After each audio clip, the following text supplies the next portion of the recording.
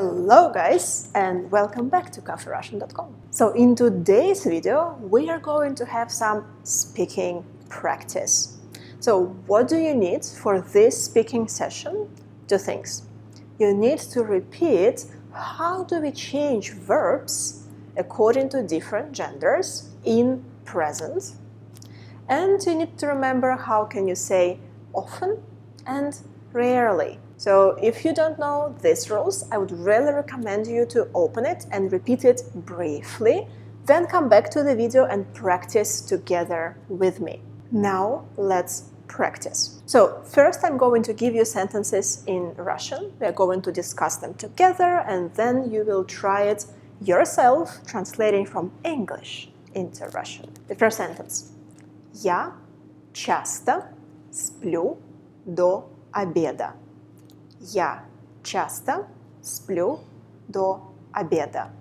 Я means I. Часто, you know, often. Сплю, it's a verb спать, to sleep. But we changed it because we have I as the subject. Я сплю. Я часто сплю.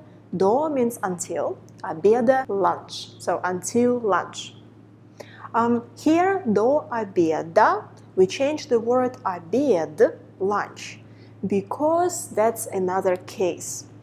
We are not going to speak about it in this video, so if you say до обед, that's alright. You can say it this way, it is still understandable. What do you want to say? You don't need to be 100% correct when you speak Russian, so just relax and, say it the way you can. That's alright. So, I often sleep till lunch. Я часто сплю до обеда. Try to repeat the sentence out loud. That's really important. Now, the second sentence. Он редко покупает фрукты. Он редко покупает фрукты. Он means he. Покупает means to buy. Покупать. And we changed it because the subject is on, he. Did I say редко? Rarely? Did I? Okay. Rarely, редко. Фрукты. Фрукты means fruits. Close enough to guess. So, he rarely buys fruits. Он редко покупает фрукты. Number 3. Они не часто отдыхают вместе. Они не часто отдыхают вместе. Они means they, plural. Не часто, not often. Отдыхают, have rest. Вместе, together.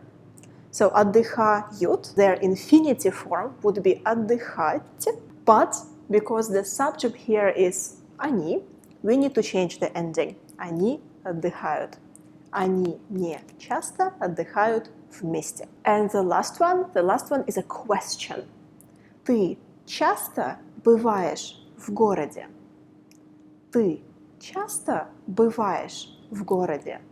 Ты means you, часто, well, you know. Бываешь, it's a form of the verb быть, to be. We change it because the subject is you, ты бываешь.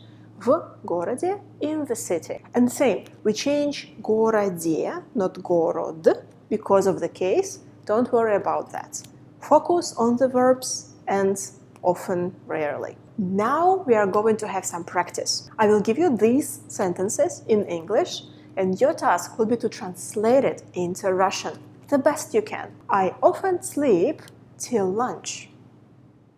How can you say it in Russian? I will give you a few seconds to think about it. Я часто сплю до обеда. So if you said до обед, that's okay, don't worry. You are allowed, we haven't discussed that, that's the case. In another video. Number 2. He rarely buys fruits. I'll give you a few seconds. Really think about it. Do you think you got it? Let's check it out. Он редко покупает фрукты. Number 3. They not often have rest together. They not often have rest together. How can you say that? Они не часто отдыхают вместе. And the last one. Are you often in town? And by the way, while you're thinking, I will give you some more information. When you say this way, like in the city, of course you mean the downtown. Well, if you know that the person lives in the countryside, you can mean the city in general. But if you know that the person lives in the suburbs, for example, when you say the city, like, are you often in the city? Of course you mean, like, are you often in the downtown? And I think you've had enough time. Ты часто бываешь в городе? Alright, this is it for today, guys. I hope it was useful. So I really encourage you to practice more to speak this way. Listen the sentence, then just give yourself some time to think and analyze it. Then try to repeat it again. Try to make it again from English into Russian. Very useful practice. And if you are interested in Russian language and if you are looking for some tutor, I'm here to help you guys. So at my lessons, I use a really revolutionary method of teaching Russian. What does it mean? We are going to master this language through conversational practice.